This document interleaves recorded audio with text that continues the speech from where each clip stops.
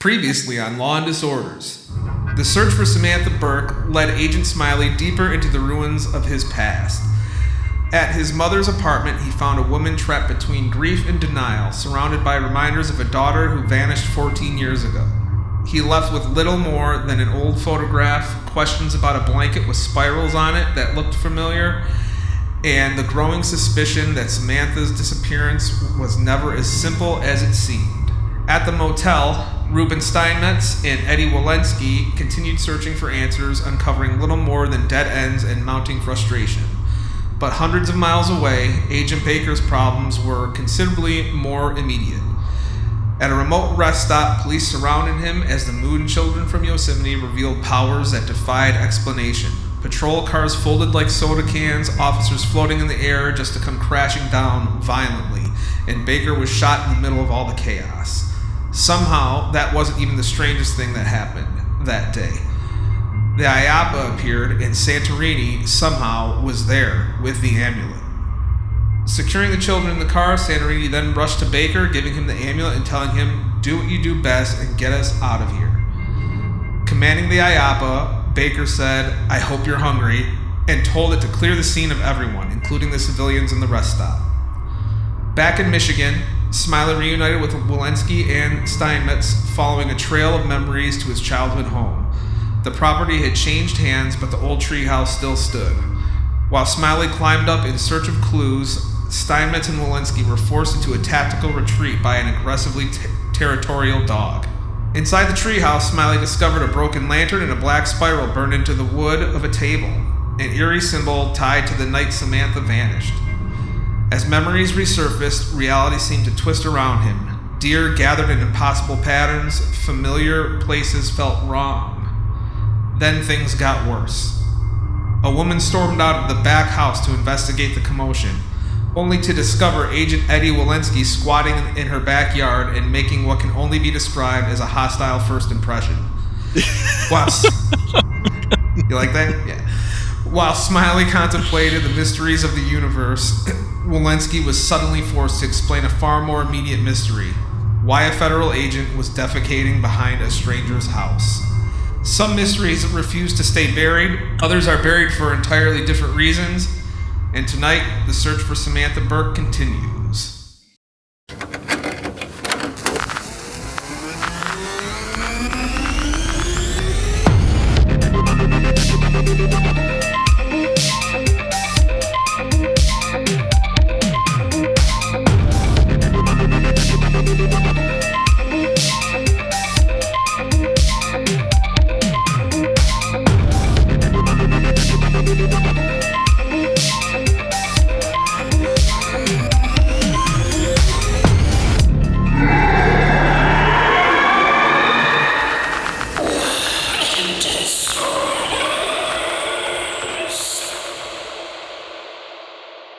What's up? Welcome to Law and Disorders, Season 3, Episode 4. How are you guys doing tonight?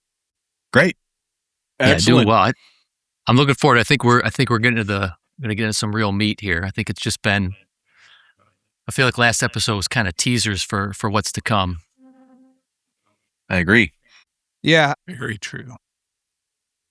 So, how was everybody's week? Good. Anything exciting happen?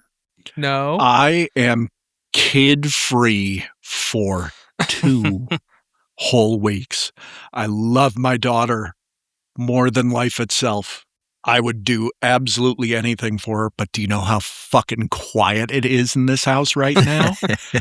It's incredible. I'm going to live like a shit pig for like 3 days, and then I'm going to be a grown-up. But I'm giving myself 3 days to just be an animal, and I am enjoying every minute of it so far. Good for you. I don't even know. I don't even know what quiet sounds like anymore. Yeah, I know. I'll bet. Come over. Just fucking hang out. We can just sit here and not say shit, and it'll be amazing. That's how I prefer Bob. Just fucking staring at the wall. Just staring at the wall. Nothing quiet. That's funny. What does Goblin Mode Bob look like? I mean, are we talking frozen pizzas every night or what? Ask Nolan. He'll fucking give you a firsthand countdown. It's many pizza rolls. It's going to take a shower and having to weave your way through the empty beer bottles. And I don't drink anymore. Oh, you don't drink anymore. You don't drink it. There's no more shower beers. Yeah, soda cans. Those are all gone too because I quit dipping. I'm not dipping, not spitting anymore. So Shit Pig looks a lot different than it did like 15, 20 years ago, but it's still Shit Pig. You know, you can only put so much lipstick on it, right? Dude, when he and I lived together, man, I was a broke ass medic, and you know, it was the only thing that was ever in the fridge was beer. That's it. There ketchup. And ketchup. Yeah, the fucking same bottle. And like we were rolling pennies for gas money broke, man. It was something else. I remember fucking making bachelor nachos.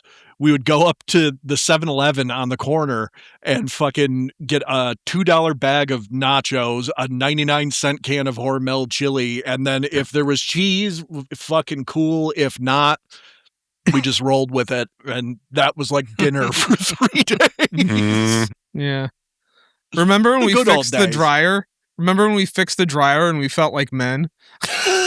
Yeah. I'm still chasing that high 15 years later. Oh, jeez. Good for you. I did my own brakes once, and I was like, this is on par with the dryer, for sure. And then I didn't wreck the car, so like we're riding high on that. That's awesome. All right. Well, I guess we'll get this party started. And like we've been doing, we will begin the episode with a short flashback. July 6th, 2001, 2:46 a.m. The camera fades in close on 2 dead gray eyes. Mumbling can be heard, but you can't make out the words. The camera starts to fade up. You see a wooden floor, an old rabbit-eared television, and eventually you see a deceased Marlene Bowman. She lies on the floor. Clyde kneels next to her with an old book, reading, repeating, reading, repeating, a language unfamiliar.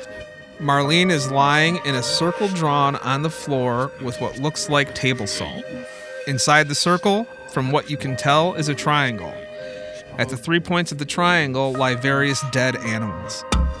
A raccoon, a crow, and what looks to be a cat, but it's far too mangled to know for sure. Clyde continues to read passages from the book as the angle of the camera begins to descend back towards Marlene.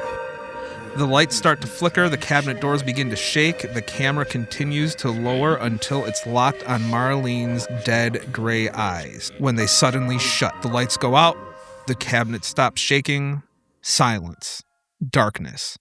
Clyde pulls a lighter out of his pocket. He ignites it. He sees a faint shadow about 5 feet in front of him moving closer and closer and closer. Marlene's face comes into view by the faint light of the flame. Her eyes, no longer gray, but a vibrant red and yellow. She speaks. Thank you, Clyde. And we'll jump back to present day. We will start with Smiley's in the treehouse. Steinmetz is at the gate to the fence. Walenski is squatted down in a bush along the back side of the house. Who the hell is shitting in my backyard? What did you do to Reginald? Get off my property. Karen McDonald steps out, late 50s, worn, but seems sharp. She looks at all of you like you don't belong here because you don't. Her dog comes to her and stands at her side. Its demeanor changes. He's growling again. What happens now? So Eddie is going to fish and grab his retired FBI ID out of his wallet in his pants pocket. And he's going to say, Walenski, FBI, just having a bit of an emergency. Why in the hell would an FBI agent be taking a shit in my backyard? When you gotta go, you gotta go. You could have knocked. We did. You didn't answer. Well, I was watching my stories. What are you doing on my property? What are you doing on my property? What do you think? I'm taking a shit. I had to go.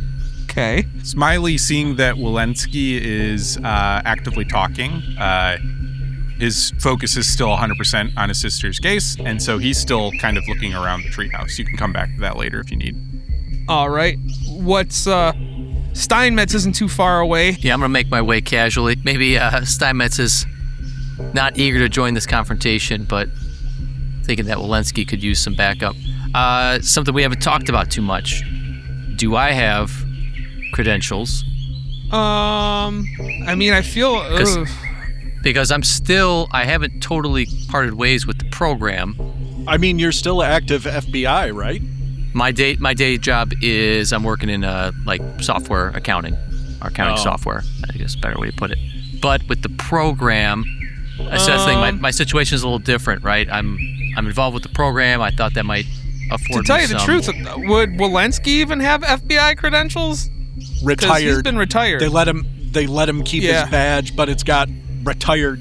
Do you ever see Once Upon a Time in Mexico? The retired FBI dude fucking whites out the retired on his badge, so when he flashes it, people don't fucking see the retired on it. Walenski did that because he's a shitheel. Steinmetz, roll me a luck roll. We'll see if you got away with your... Looks like I'm lucky. All right, yeah, you do. All right, so I'm making my way around. I don't know. I mean, you let me know if I'm able to get this far. We're not in like any initiative or anything. Okay. Just put yourself where you want to go. All right. So similarly, I'm gonna come around the corner. What are we? Afternoon. Good afternoon, ma'am. Agent Steinmetz. I'll flash your credential as well. It's obviously an awkward situation, but hope you'll excuse my social. Your lisp is gone. Unbelievable. I can't believe it. That's how he puts on the charm. Hey, here we go. Gotta get that.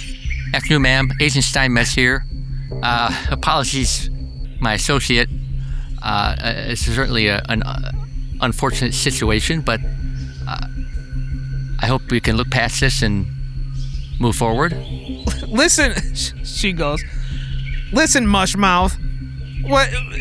How am I supposed to move forward from a couple so-called FBI agents shitting in my backyard and trespassing? Only one of us is shitting in the backyard. Roll me a persuade, Steinmetz. I was going to say it's very brash of her to address the FBI this way, and then I remembered that Walenski is just already a loose cannon. That's a big fail on the persuade, a 70 over 27. Smiley, you are still kind of searching around the treehouse? Yes. Why don't you roll me a stealth? 95. Woof. Oops, I rolled twice. Look, a fail is a fail, right? I mean, let's not... Whoa. Oh, those are sweet dice. 86. Those are cool. Okay, she doesn't notice you up there. Okay, she's out back overpowered arguing. by the stench. She's out back arguing with them too. What do you want to do up there? I'll give you another. So you did Go ahead. Oh no, I was going to say, since I've kind of explored the right-hand side with the lantern and everything, he's going to kind of look to the left to see if there's anything with like boxes or anything that used to be up there. Roll me a search. 25 success. There's really not many belongings left. It has been 14 years. The critters have kind of gotten up in there. But you do notice something covered in like dirt on the wall. So you kind of wipe away this dirt and crud from the wall, and you see something etched in the wall, and it says, "Pinky promise, I'll never leave you." You could roll me a Sam for helplessness. Man, hitting right in the feels, eh? Sam. 57 failure. All right, you take Lost by one. 4. You take one. one sand. As far as that goes, there's really nothing else that catches your eye in the treehouse. Okay. With that, Smiley is going to kind of lay low and try to stay hidden. All right. Back to the other two. She tells you again, if I were you, I'd wipe your ass and get off my property. I'm going. And he locates the nearest suitable pile of leaves in order to finish the job. As you're scrounging around, you start to hear the faint sounds of a police siren down the road. The woman is like, should have got out of here when I told you the first time. Here he comes. He's going to make haste to make himself, proper-ish, look as put together as he can, considering he just pinched a hot one in the middle of an open field. Steinmetz, you doing anything? You know what? Steinmetz, he's not the type for social interaction. I think he's going to take what little time he has, and he knows Smiley's up in the treehouse looking. He's going to casually saunter around the yard, although I think you said the image is not that accurate, but whatever he can see in the immediate area, it maybe looks like access points to the yard, visible buildings, if there's like a tree stands or anything that someone might have been using to not really watch. So everything to the north of you beyond that fence is just like open field. Those horse stables are there. There's no horses in them. As far as that goes, you would assume there would be some sort of gate along the back side of the fence, but you can't see it from where you're at. And I would just say this fence right here, it should probably extend all the way to the back fence. It doesn't open up like that. Okay. So in the time I've got, I'm not able to really discern anything that looks like a way someone getting around. Although you're also saying it's not super secure either. It's kind of a low wooden fence all the way around. Yeah, it's like a rickety wooden fence. Okay. Probably about 3.5 feet tall. Okay. So no specific ingress or egress points. It's just somebody could have come or gone from anywhere. Although I do make note of, I suppose, I suppose that's it for now. We don't really have much time with the sirens approaching fast, huh? Yeah, well, as of right now, a squad car pulls up into the driveway, and you wouldn't be able to see this, but an officer walks out. Why? Out of game for the audience, why don't you describe what the officer looks like, Lee? His demeanor. Officer Schilling is about 6 foot tall, early 30s, clean cut and clean shaven, very professional looking. He's physically fit, looks like he works out frequently and maintains some level of personal discipline. His uniform is cleanly pressed, typical Milford Police Department officer. He did kill the sirens as he was coming in to not disturb the inhabitants of the neighborhood that he's in, but left the lights going until he got into the front of the house. He's got the high beams kind of pointed on the backyard there as he's getting out, and he kind of straightens his shirt as he gets out and makes sure that it's tucked in both back and front nice and tight so he looks as professional as possible as he goes in to deal with the situation. All right. The phone call you received was from Karen McDonald, who is a little bit of a nuisance in the neighborhood. She calls the cops on like everybody. You know this. Kids playing too loud, people cutting their grass too late or too early in the morning. She's just constantly on the phone with you guys. So you do kind of know her. You've been here before. She called you and said, there's some man taking a crap in my backyard. So when you pull up, would you head straight to the backyard? Would you go to the front door and knock? How would you proceed? Yeah, he would go. He would probably have the light shining on the fence towards the backyard and would go. It's like 11 in the morning. So it's 11 in the morning. It's okay. light. Yes, yeah. Okay, sweet. Okay, I thought it was nighttime for some reason. He would probably radio back to dispatch and say, "Hey, this is Chilling. I'm at the McDonald residence. I'm checking on the 1016. Stand by for updates." And head back towards the backyard, just going to where it was reported. The issue was reported. Kind of rolling his eyes. Looking at McDonald's house.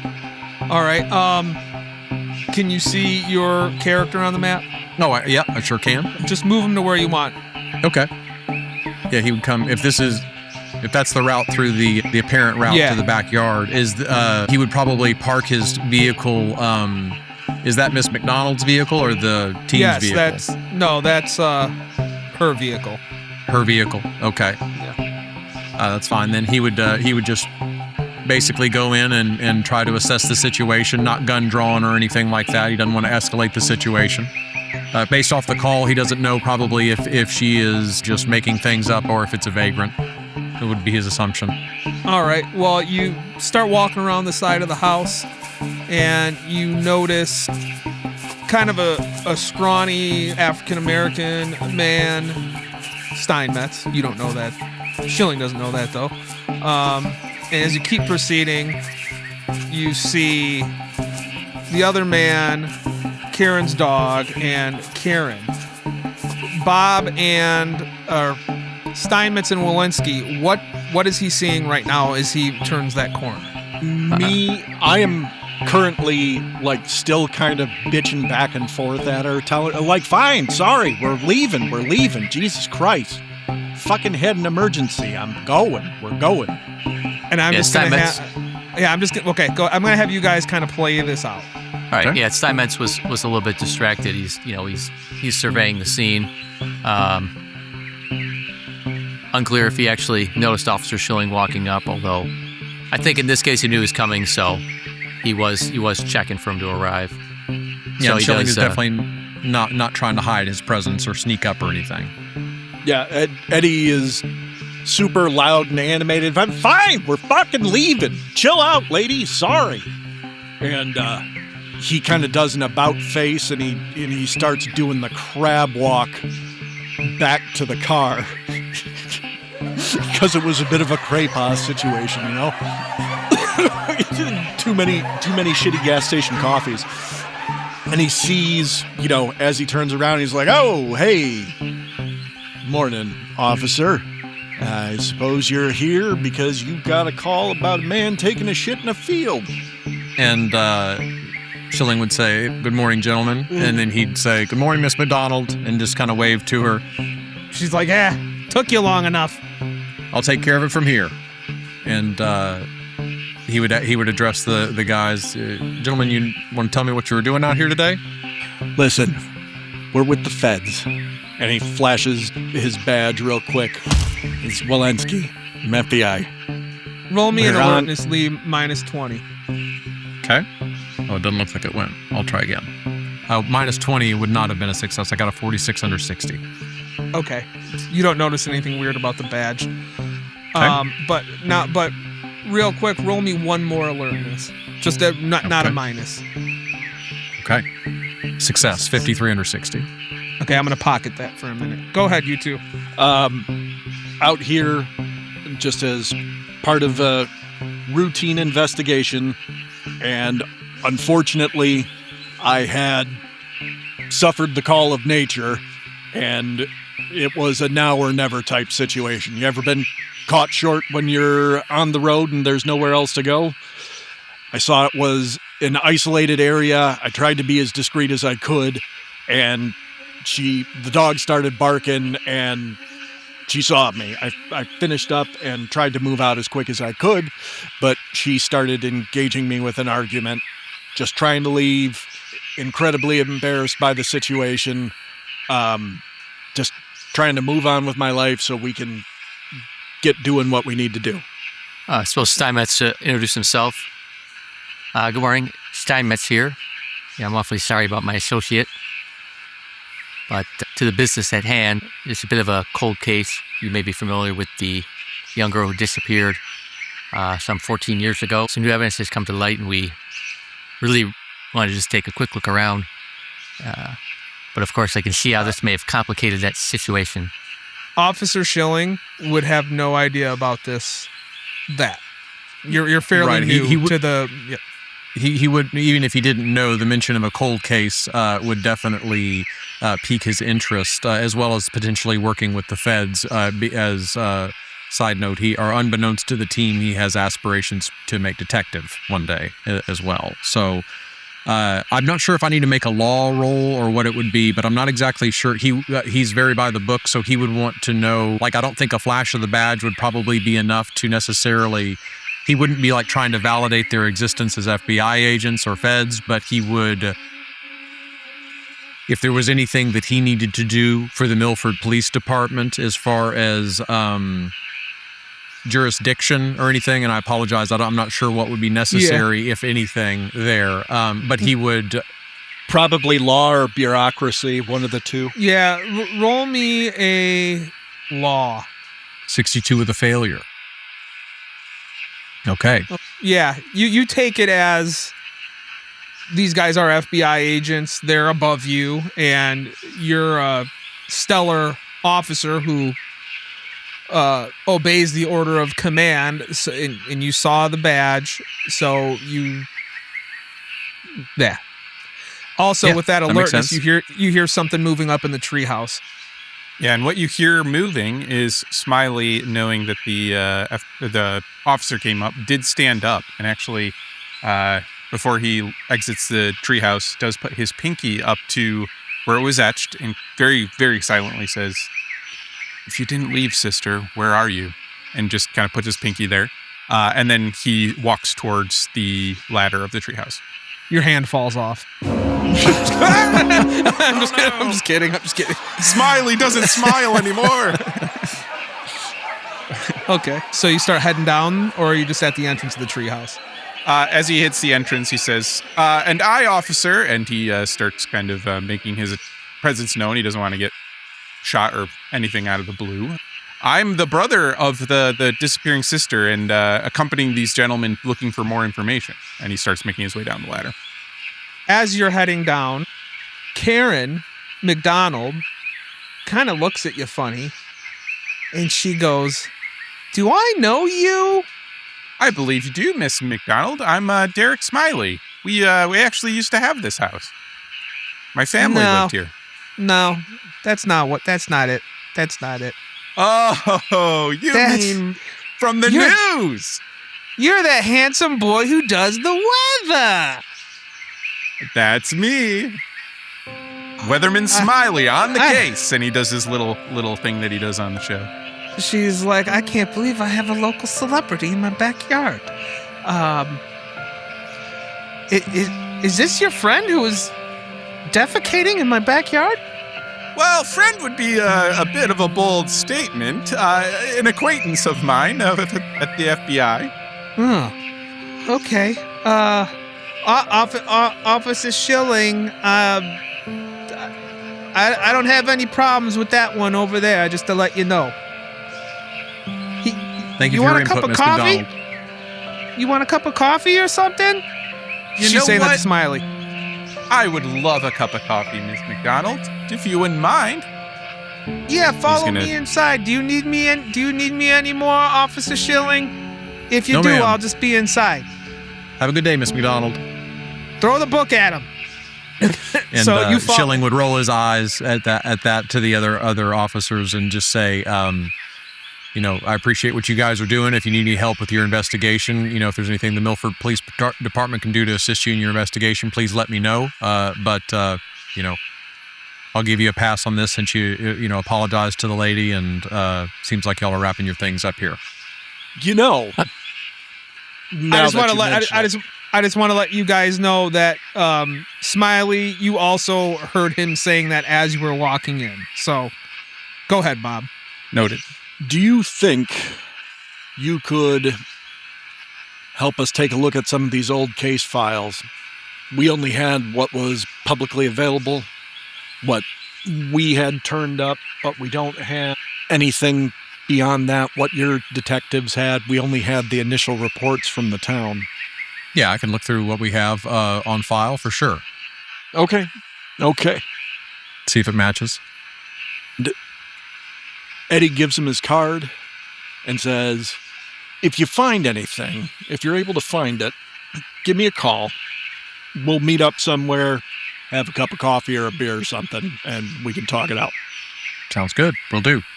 All right. Well, thanks a lot, man. Listen, I understand this was a fucking weird situation, so thank you for being cool with how things went out. Sounds good. If McDonald asks, I wrote you a citation for violating public ordinance. But other than that, good luck on your case, and I'll let you know what I find. All right. What did you say your name was again? Schilling? Chilling. All right. Eddie. Eddie extends the non-shitty And Chilling gives a very professional shake and goes on from there and would report back to dispatch. 1016 taken care of as McDonald residents heading out. Dispatch like 10-4. and the dispatcher goes,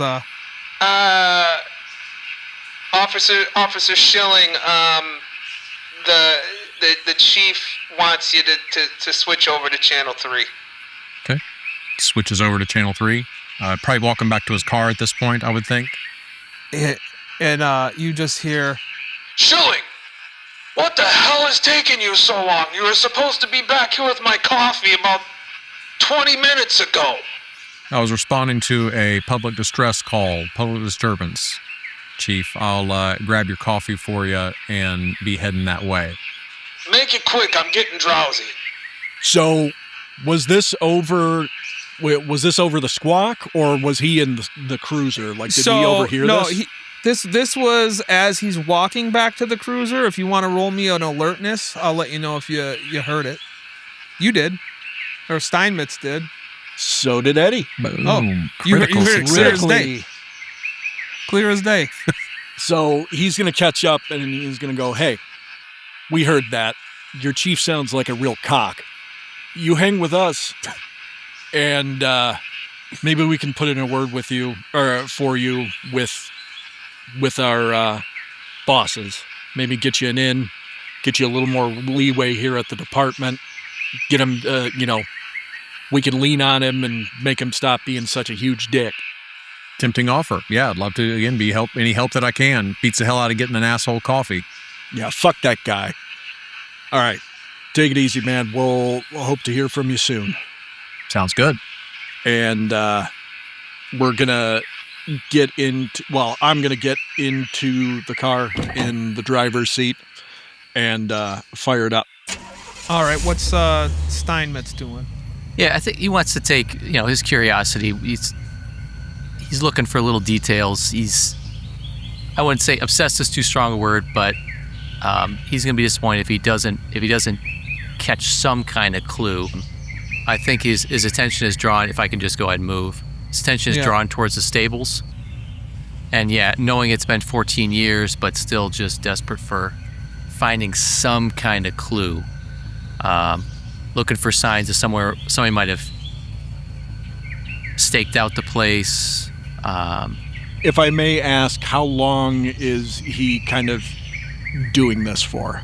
He's going to go for a few minutes at most. I mean, even Steinmetz realizes he can't push his luck too much. Okay.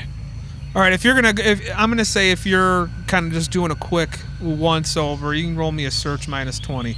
Well, it's gonna be real bad. Even at an 8, yeah, that's still a failure. Oh, man. You only got a 3 in search? Well, no, 23. Yeah, oh, yeah, minus the 20. You said minus 20. Yep, minus 20. Okay, Yep. Gotcha. All right. Yeah, it just looks like old rundown stables. Okay. So... Make my way back around the front. So you're going to you're not going to attempt to follow Smiley? You're going to go with Walenski?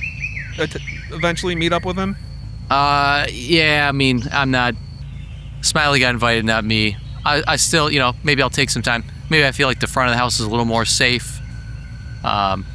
Especially once I'm out to the curb here. And maybe I'm going to look around, walk up and down the street a bit. All right. So as he's kind of doing this and taking his sweet time, Eddie's going to lean on the horn and kind of stick his head out the window, go, "Get on with it, motherfucker! We're on borrowed time. If we get arrested again, they're not going to look the other way twice." All right, fair enough. All right, while you two reconvene, we're gonna go into the house with Smiley. So, as you walk through the back door, you notice Ms. McDonald. As soon as she gets you in the house, she's like, "Oh, let me go put that coffee on," and she gets a little pep in her step and goes in the kitchen, and you hear like clanging of dishes and the water going. She's like, "It'll be ready in a minute. Just give me 1 second." And you see her come out of the kitchen, run down the map of this house. It's not to Yeah. You know what I'm trying to say? Keep it in your mind, not the picture. Yep. She runs 100%. out of the kitchen and says, "Just give me a second. I'll be right back. I'll be right back." And she goes into the bathroom. And you hear more like clanging around, like things falling off the counter, hitting the floor, and the medicine cabinet opening and shutting. And you're just sitting there in the living room. What do you do? This is the first time I'm imagining Smiley's been in the house for many years. He's been outside and kind of walked around it in his research over time. What does the shape of the house look like? Is it well kept together? Has she changed a lot after moving in? It reminds you of your mom's apartment. It's, but not as hoardery. More just like she just doesn't care. Like she just doesn't clean. It's more livable than your mom's apartment. Little bit of clutter. Yeah. So Smiley kind of just meanders around a little bit, kind of walking towards the wall on the kind of side over there and says, "Well, Ms. McDonald, I really appreciate you inviting me in for coffee. I'm so sorry to impose." And as he's walking, he's going to go check out the spot. No imposing at all. No imposing at all. Make yourself comfortable. Well, I really appreciate it. I wasn't kidding, Ms. McDonald. This will be a fun story to tell your friends. I actually did live in this house at one point. Oh my gosh, you're kidding me. Nope, no joke. You can tell him Weatherman Smiley. I actually live where he grew up. What a blessing. Blessing. She goes. Nolan, I have to give you a tip of the hat because you are channeling the old spinster woman just like so well. You're just selling it because I can hear. Are you Barbara? What a blessing. She said, "What a blessing," and says, "Feel free." She goes, "Respark them old memories and take a look around. I'm not bashful." Are you sure? I really don't want to impose. Oh, no. Go ahead. Oh, I appreciate it. Smiley walked over to the wall and he checks to see if the spot where he fell off his sister as she was riding him around on her shoulders and he fell into the wall and created a little bit of bump that his parents were quite mad at. Is that bump still there? Still there. Gives him some fond memories. He kind of walks through and I'm going to stop moving my character around. Kind of walks out of the main hallway area and starts looking specifically for his sister's room. So when you walk down the hall, you pass your old room. Are you concerned about that at the moment? Like, do you peek in as you're walking at the by? moment. Okay. You walk further, you reach your sister's door, you open it. You can't believe it. Your sister's room almost looks exactly the same. It's almost like your parents moved out, this woman moved in, but left that room alone. Opening the door and seeing that, he's almost like warped back and almost like in a shaken way of like back to being a kid and walking into the room just from a completely different perspective now that he's taller. He walks into the room and starts looking at the objects around. I'll tell you what, you can tell me what you see. He sees her bed, not too frilly, but, soft shades of pink. Upon the bed was a teddy bear that she had had since she was quite little, but kept it even through her teenage years, that she held quite closely. On the book, you see Nancy Drew, a variety of different, investigative types of things, even Hardy Boys. She was open to reading pretty much anything, as well as a couple interesting books on science, as she was always really interested in biology and the way the animals work. A small beanbag in the corner where she had a couple posters that were up of different things. And then a picture of her and Smiley when they were younger, when Smiley was kind of around 8 or 9 years old, and his sister kind of, one of those cute kind of pictures of brother and sister. Right. At this point, what time of the year is it? It's October, right? Oh, it's July. It's July. At this point, you hear the air conditioner kick on. Roll me an alertness. Failure 57. It's loud. Probably an old unit. It almost startles you a little bit. Yeah. So from outside the room, you hear Ms. McDonald. Coffee should be ready soon. Just give me a few more minutes. What do you do now? Thanks, Miss McDonald. And then continues just to kind of look around the room and notices that his sister's closet door is kind of a little bit open and is kind of peeking out, but he can't see inside, so he decides to open the closet door and look inside. Okay. You open the door and there is it's completely empty. I will give you another alertness roll at a plus 20. Ooh, didn't even need it. 19. So as you're looking in the closet, you hear this rattling coming from the heat register to the bottom left of the closet door.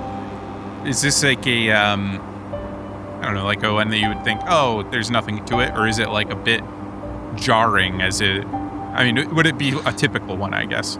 It catches your ear. Like, it's not, it almost sounds like something's rattling around in there. Okay. With that, Smiley will take note and he'll move towards it and see if he can look inside and kind of, or if he could take it off and kind of poke his hand in there. Grill's on there pretty tight. Without any tools, you're not going to be able to open it. But if you look inside, you can see all the way across, and it goes into your room. Like it's a shared. Mm-hmm. Yeah. And you do see like a shadow of something, like in between. You can't tell what it is. There's not enough light, but it looks like there's something in there. Sorry, just looking at my equipment, seeing if I do have a flashlight that I carry with me. Okay. Would that be okay to shine my flashlight in? Sure. You see a little cardboard box, and on top of it is what looks like, I don't know if you guys ever did this, but if you collected cards, you could buy the plastic case that you would like put the card in and screw it down. That is laying on its side on the ductwork and leaning on the cardboard box. You would bet that that's what you heard. You heard the air conditioner pop on, and it must have nudged it just enough to fall off the top of that box. Thinking it might be his holographic Charizard. No, I'm just kidding. No, you know what it is though. You know what that is. Like that triggers that triggers a memory of you hiding a card in there. Roll me a history. One of the obscure things he's pretty good at, 17. You know that's a Topps 1990 Ken Griffey Jr. number 336 Seattle Mariners All-Star rookie card that you hid in there because you didn't want to lose it, and you, with everything that happened in your teenage years, you forgot all about it. Yep, understandably so. He had other things he was focused on. He yells out to Ms. McDonald, Ms. McDonald, do you actually have a screwdriver around? I think I found something I left a long, long time ago I'd like to show you. Oh, screwdriver? Yeah, I'll be right in. 2 seconds. You're gonna die. It could happen.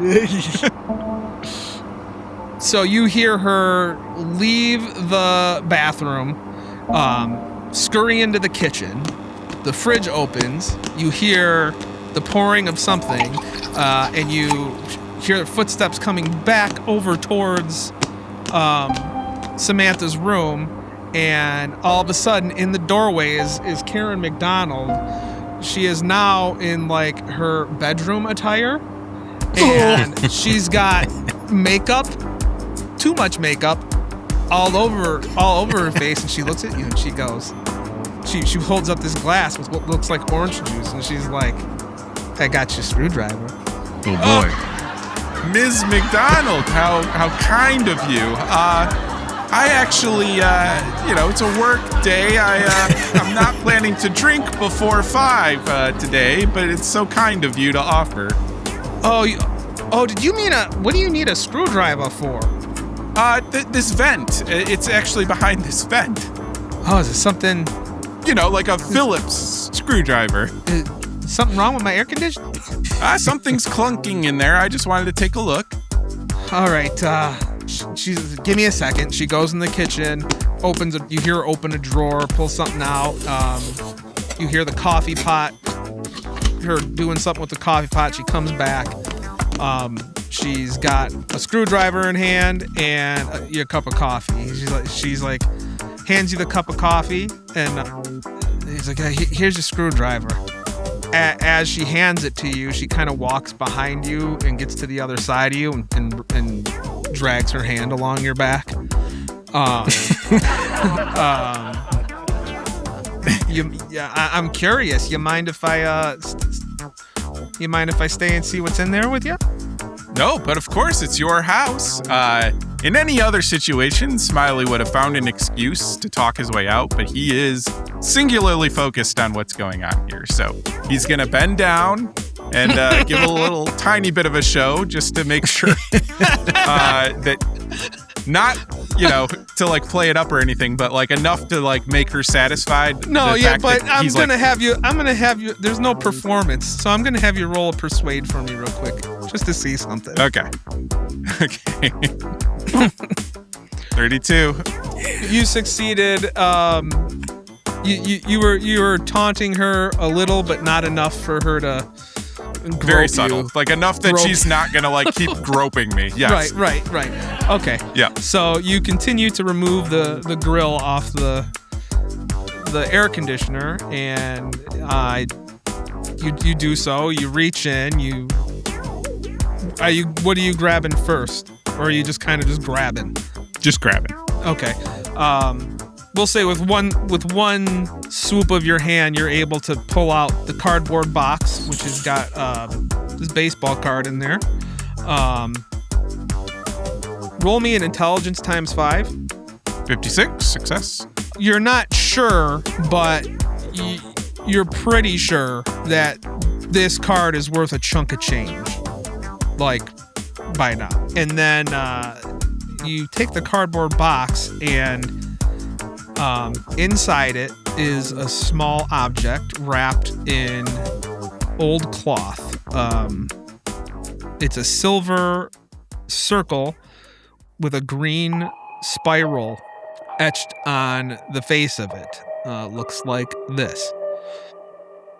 And you immediately, it triggers a memory for you. You remember finding this pendant at the base of the tree where the treehouse sits a few days after Samantha went missing. You thought it was a piece of her jewelry. You wanted it for yourself to remember her. You didn't tell the police about it. You were only 13. You didn't know any better. You wrapped it up and tucked it away with your most prized possession, your Topps 1990 Ken Griffey Jr. card. Good What's stuff. that you got there? That's pretty.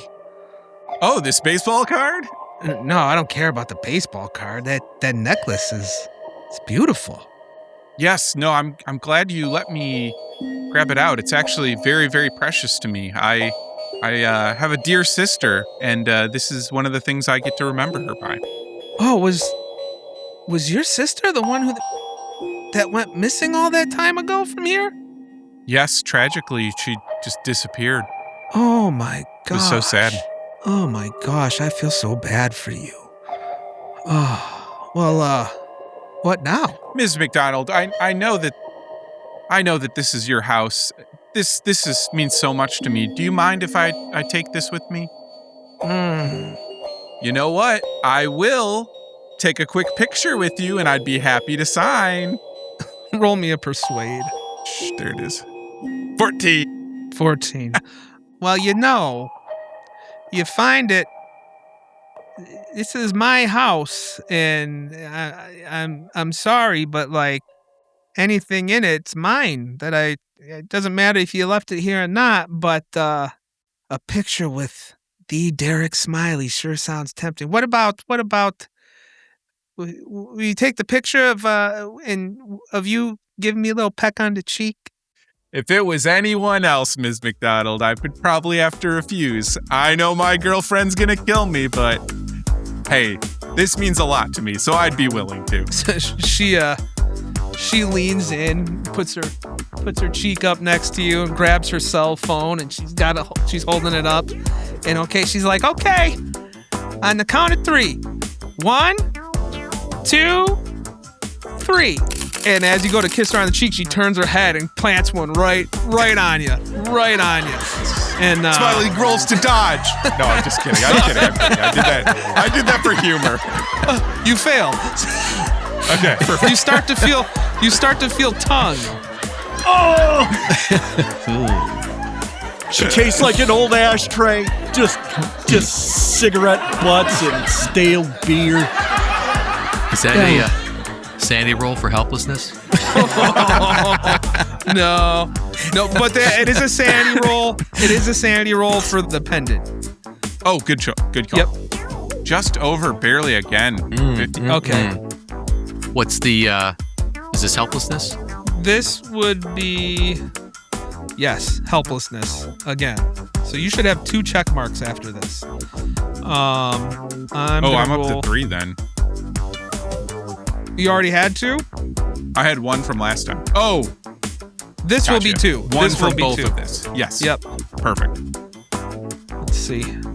You take 2 sanity damage, and you can check off a helplessness. Okay. Let's see. Let me see With if 2, I'm missing. not going to project. I'm going to just tank it.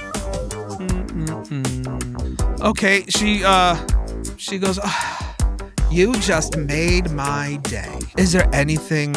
She kind of bats her eyes at you. She's like, is there anything else you need from me? Smiley holds himself back from kind of going and goes, no, Ms. McDonald, I've already encroached quite a bit. I thank you for the coffee. It was delicious, and I really must be on my way. She sighs. All right, well, I'll always know. Mi casa, su casa. I mean, kind of is, isn't it? A little bit. But yeah, come back if you need anything else. I will. Thanks, Ms. McDonald. Don't forget, send that picture down to the station and I'll sign it for you, as he's very quickly kind of making his way out. All right, she follows right up on you all the way to the front door. And she's like, okay, have a good day now. No, she doesn't shut the door. She just watches you. She watches you walk to the car. Wonderful. All right. So he walks out and gets in the car. All right. What's the conversation in the car? Eddie's just sitting there fuming. He's not saying anything. Just hands just white knuckling the steering wheel. He looks pissed off. He just visibly fucking pissed off. And he's not saying anything. Oh, well, Steinmetz will speak up. He's still feeling like he let his friend down. Smiley, sorry. I got nothing. There's nothing, no clues, nothing. I'm hoping you found something. I did. It came at a heavy cost. But I did. You have to bone the old broad? He just pipes up out of the blue. Nothing quite that crude, but she did have to steal a smooch. And he kind of unveils the pendant that he found. I did find this, and I completely forgot. I found this after my sister disappeared. Does this look like anything you've seen? And holds it up for both of them to see. Now, we we heard the podcast and they talked about the group, but were we tracking any kind of... Sorry, refresh my memory if there was any mention of the spiral. Obviously, we've been talking about it meta side, but... Yeah, no mention. Simon said his first time. Okay. Yep. Eddie's gonna take it and give it a really good once-over. All right.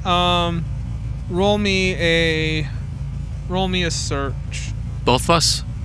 No, only Walenski, because he's holding the... It explodes in your hand. Jesus. Walenski disappears. You're looking at this thing, and you start to feel round 2 coming on. Your stomach is gurgling. All right, we gotta go. We gotta go now.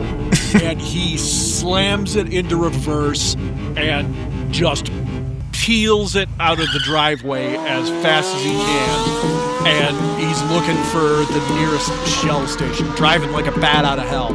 Okay. The nearest Shell station is about 5-10 minutes away. Roll me a drive roll. Just so it's known, Smiley immediately buckled up as soon as he peeled out and goes, "What the heck?" This is Smiley's car, so. Oh, shit. Okay. Okay. I'm trying to cork it, man. Have you ever had to shit real bad while you're driving? And you you go like completely stiff in the seat just to crushed your You're all laughing because you all fucking been there. We've been there. It's gonna take you the full 10 minutes to get to this Shell station. Gas station. I'm talking anything. That's the nearest. Shop. That's the nearest gas station. That's the nearest thing. So yeah, have a little bit more of. Is there anything else you want to discuss in the car on the way to the gas station? I guess Steinmetz is gonna ask right back. You know, this spiral doesn't look like anything new. What's the significance? Well, it's hard to. Careful, Walenski! You almost hit something. It's I've been seeing them all over. Like I remember them popping up throughout different points. I can't quite put my finger on where I've seen it, but up in the treehouse. That was a mailbox, Walenski. Up in this treehouse, I saw it. When I shouldn't have put that shit there. Well, yeah, no, it is. Anyway, up in the treehouse, the spiral it burned into the table, and then did you guys see the deer in the backyard? They were like walking in circles too. There's the spirals. There's something going on. Well, it sounds like a solid lead. Yes, but where does it lead us? You know, where is it pointing towards? That was a red light, Walenski. You're gonna get a ticket. You're gonna have to burn this interior. That's what you're gonna burn. At this point, you pull up to the gas station. You run inside and ask the attendant for the key to the restroom. Roll me a luck roll. Roll Constitution. No, I'm just kidding. Oh. He hands you the key. Now, as you're running to the bathroom, roll me a con ×5. You're an asshole. I know. But now, let's bear in mind, to refresh the audience's memory. Fuck. This was totally voluntary, right? This is not a condition. Yes. Me shitting my pants? No, you started it. You made a joke. Oh, I know. And no one ran with it. This is not something. This is not something like Nolan rolled the table and your character has IBS. Oh no. Well, no. Self-inflicted. That 98 you just rolled is real close to 100. So I'm gonna say you unlock. No critical. No critical. That doesn't. It's still a fail, but that's not a. I fail so hard that the ass of my pants blows out entirely. No. The fuck out of here. I would never. You open the door. Yeah, I know. You open the door, drop trowel, and before you hit the toilet, it's going all over the place. Sorry, this is a gross episode, but sometimes you have to do what the dice tell you. So yeah, you'll be in there for a few cleaning up after yourself. Let's cut. Let's see where this goes. Let's cut to Officer Schilling. You have retrieved a cup of coffee, and you're heading into the Milford police station, and you head straight to the chief's office. Roll me a luck roll. Okay. Boom. Success. 38 under 50. You knock on the chief's door. You know the coffee is still hot. You made sure you stopped someplace close to the police department. He said, "Come in." Okay. Goes in. About time. Let me pull something up here so I have something to. Schilling would hand him the coffee. Take a sip from his own. Okay. He goes, "You didn't buy that one with the money I gave you, did you?" Wouldn't dream of it. And gives him the change. You know all this because you've been working here for 2 months, but just to let everyone else know, you walk into Officer Stanley's office and it's full of bowling trophies and too many photos of him in his candy apple red 69 Chevelle. It smells of cigar smoke and ego. There is a large filing cabinet in the corner. It's messy. The drawers. He doesn't keep good organization of it. It looks like to you. So he goes. What'd you find out at Karen's? What was going on? Fed's looking into a cold case file. One of them was having a bowel movement in her backyard. I guess they assumed that the house was unoccupied at the time. I'll write up the full report, though. Someone taking a shit in Karen's backyard. That's too good to be true. The feds. I find it hard to believe the feds would be around without checking with the local PD first. They said it was a missing persons case. They give you a name of who they were looking for? I think I don't know that they did, but I have the residence, the address there. It was I got the names of the officer, of the agents as well, and the weatherman from the TV station was there as well with them. Apparently it was his sister. Give me a humint. Alrighty. Boom. 16, success. You notice a kind of angered,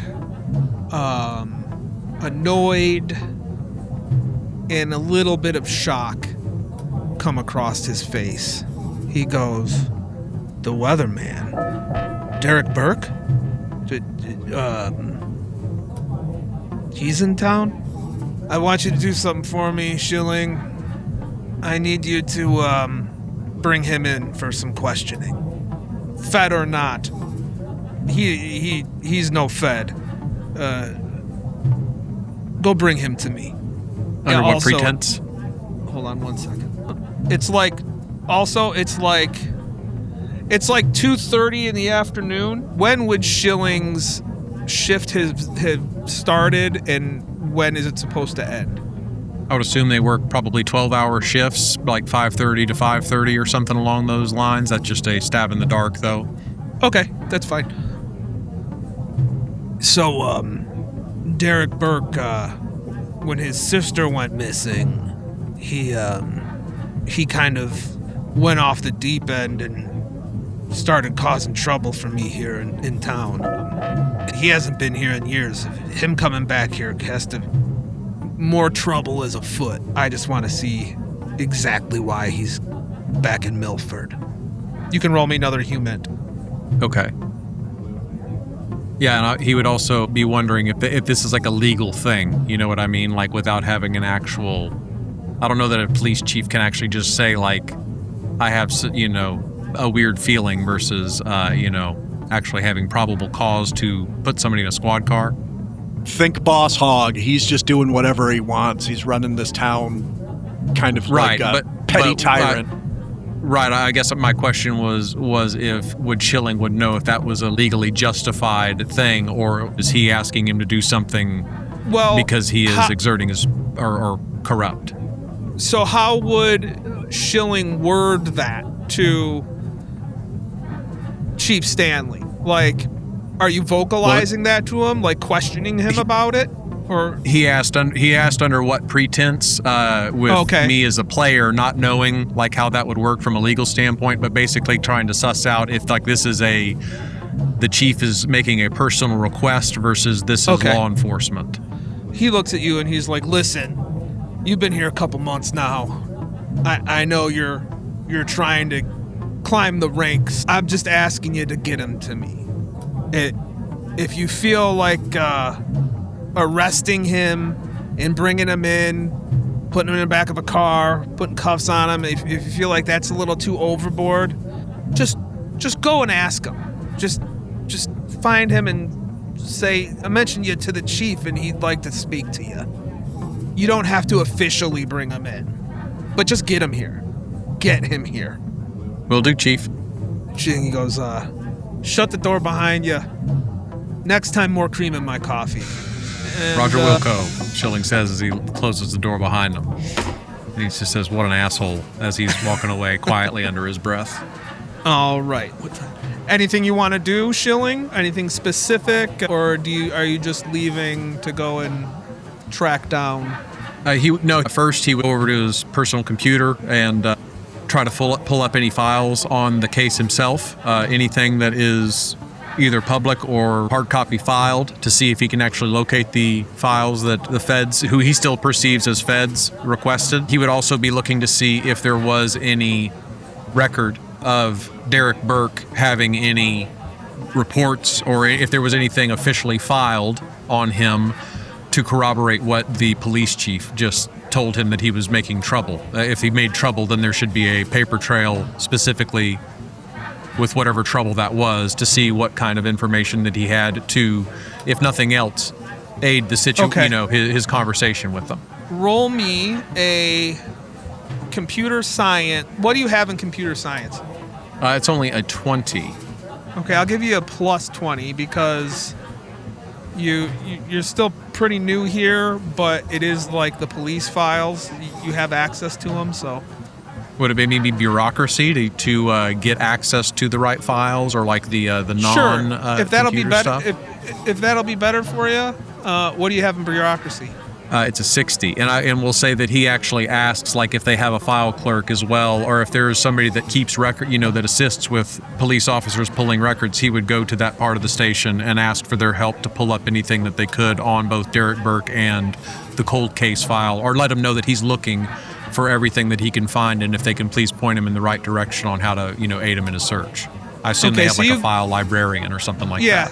So you go up to her, we'll call her, you go up to Wendy, she's the clerk. She goes, well, what'd you roll a 24 in? Bureaucracy? Okay. Bureaucracy, yep. She goes, oh, you're looking up the Burke case. That was a long time ago. What was that, 99? That was the same year, no, it was a couple years after that, we finally went digital. So, I can look up what's in the computer for you, but the chief, he holds on to all the original files in his office. So, but anything we have digitally, I can get you. So, who are you looking up specifically? Samantha and Derek Burke? Yep, looking for anything that you have on them, and then any files or any resources that you have regarding the case or any follow-ups that's been done over time.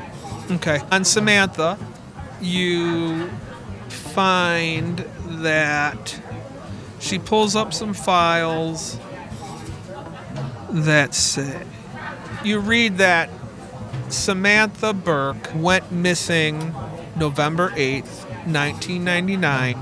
She was branded a runaway.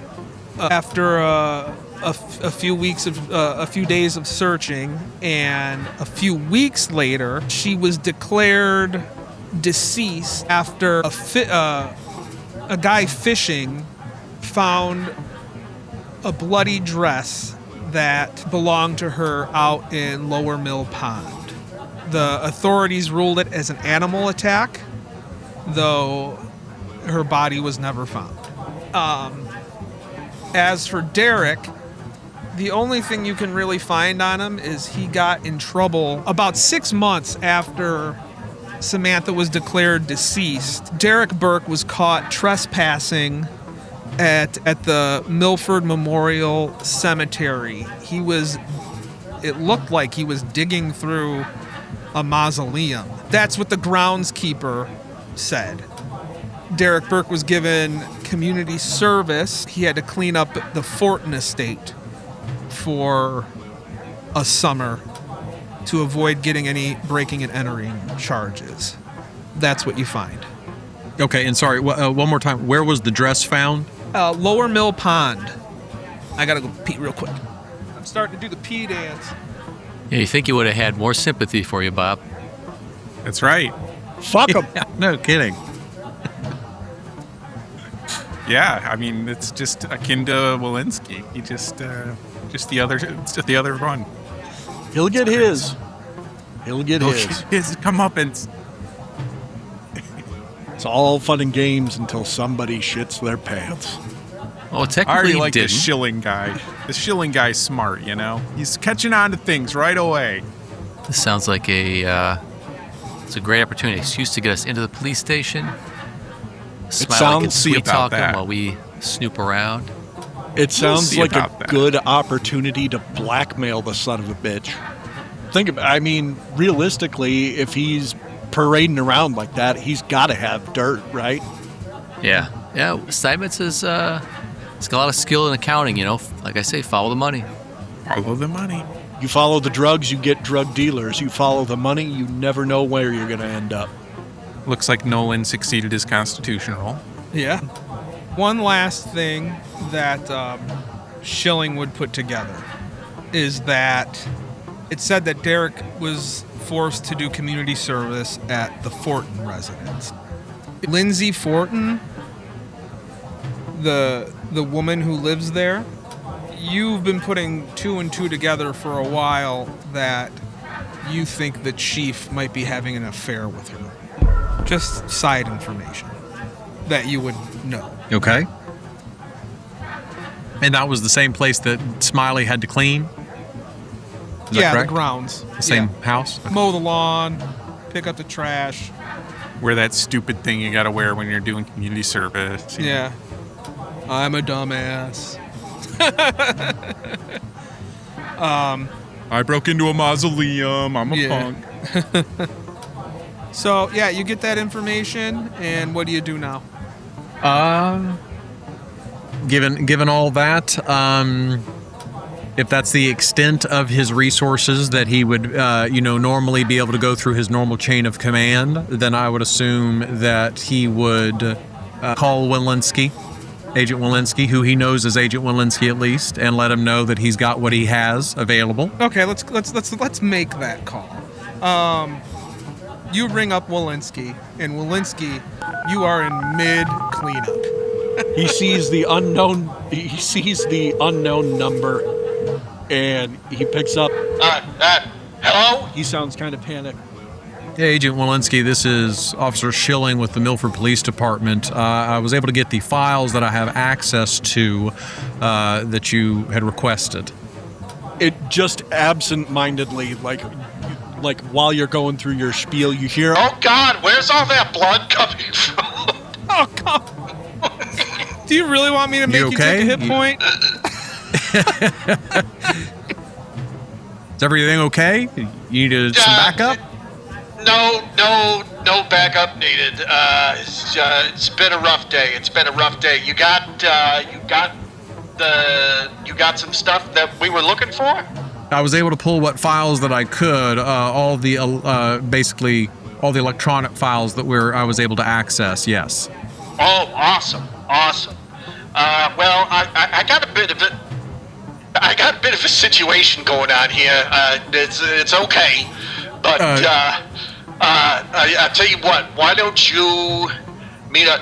Is is there, what's a good place? What are you off shift? I'm off at 17:30, but I'm happy to stay on to help y'all if I can. And whenever I was down in records, they let me know that there are apparently some hard copy files that the chief has direct access to.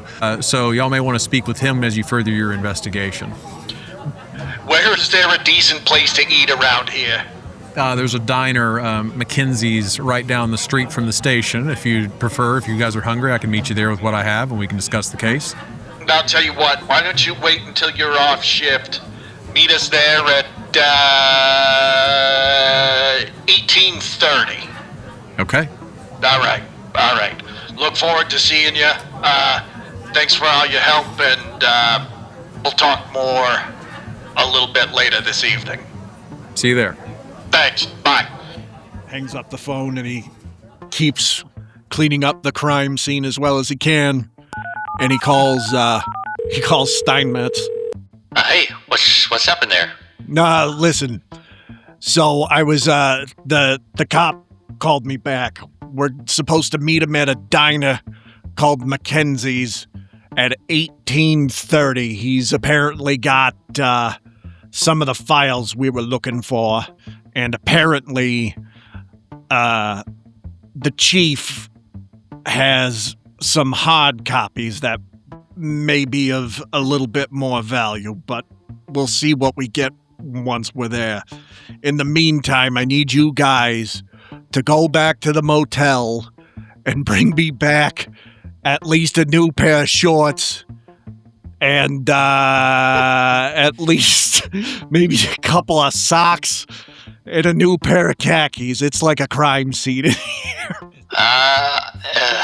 Okay. Yeah, sure thing, Eddie. Anything else? Just my dignity. Yeah. All right, well, I'll be discreet, buddy. Don't worry. Thank you. I love you. Bye. Hey, Smiley, hearing the Yeah. end of the conversation, says, was that Walenski? Yeah, he needs a little more time here. Let's just maybe I ought to drop you off and oh yeah, Time that's for right. He's what? staying. All he did was see the thing I handed him, and then he drove straight here. Let's just I got some good news. It turns out he was talking with that officer, and he's got his hands on some files. You can talk to the officer in here. Anyway, yeah. Further, the chief. The chief has some additional files, so I don't know what that's all about, but as soon as you say the word chief, you can see Smiley's face drop and get very serious. well, the average person might be able to, but Steinmetz might need a human role. I mean, I guess depending on the handler, I would say. No, I would go say ahead, Steinmetz go is a little less. Steinmetz is a little less. He's a little less good with the human side. Yeah, that's a failure. Yeah, you can't read him at 45 all. over 18. So anyway, maybe I could swing back to the motel for a minute, and you have any place you need to be? Hold up. Let's talk about this cop. What about the shilling guy? What was your read on him? That seems like a straight shooter to me. Although, admittedly, I'm not the best with that sort of thing. Straight shooter as in he'll play by the book, or straight shooter as he'll shoot you straight?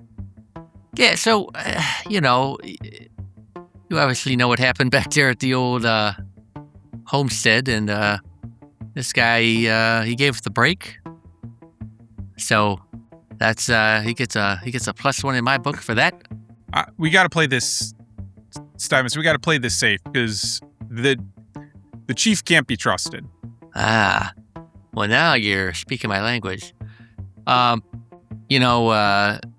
reason surveillance Smiley is talking like this now is since he's been back in Milford and you brought up the chief, some memories that he had tucked away are starting to come to light, and we'll save that for next session. But that's it's still fuzzy, but yeah. He knows that the chief can't be trusted. Yeah. Go ahead. All right, well, maybe face to face I'm not so good, but, if you need me to look into this guy, I might be able to find a thing or two. Yeah, because if he is trustworthy and he does play by the book, it would be really nice to have someone inside that can find some truth. But like, I don't know what it is, but I just know the chief. I'll keep thinking about it. But yeah, all right. Yeah, should we head to the motel then? Why are we going to the motel? Eddie forgot something, and he's busy here I'm just gonna pick it up real quick. It's not a big deal. If he forgot something, why wouldn't we drive there? Anyway, all right. I'll get us there. Thanks. All right. So go ahead. I don't know if we're gonna wrap it up. I was just wondering what time it was. If we've got some time, if we're gonna have some downtime, maybe this can happen.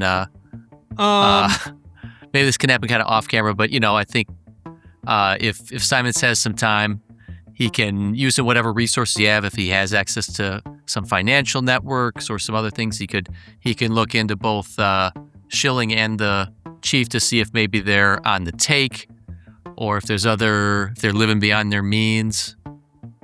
But I don't know if there's enough time for that before. We're gonna say it's 4:48 p.m. Okay. And you're supposed to meet up at the restaurant at 6:30. Yeah. A hot spot for your laptop. I've got But we are. The last thing I'll add is that Smiley, when they park, gets out his cell phone and texts Denise and says, "Crazy fan today. If there's a picture of an old lady kissing me that goes online, it was not consensual."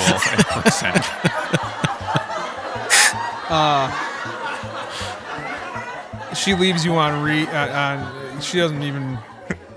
She doesn't respond, but she's still mad at you from before. Yes. Yeah. All right. Anything else? Real quick. Nope. You want me to hold off on whatever accounting role until later? Yeah, we'll do that. We'll do that all next time. Okay. So yeah, man, that was a real shit show, wasn't it, Walenski? It was a shitty episode. I was trying to find get the smartphone app to work so I could just send the text out to everyone. It just says pants shitted, send pants. So I just did it in the journal. Same effect. All right. Well, things are slowly being revealed. Some stuff a little too revealing if we're talking about Walenski over here. But yeah, check us out on become a member on Patreon. Get your episodes early if you're a paid member. Subscribe to us on YouTube, Spotify, Apple Podcasts. We post on Reddit and stuff. I feel like that was a good episode. Good job. Good job, guys. Good job, guys. Good job, you. But advance the plot in between all of the poop jokes. Yeah. I'm gonna be working on some poo puns in our off time. Poo puns. Poo puns.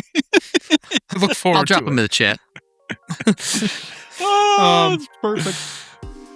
All right. So until next time, don't forget to keep your sanity in check. See you guys later. Later. See you guys.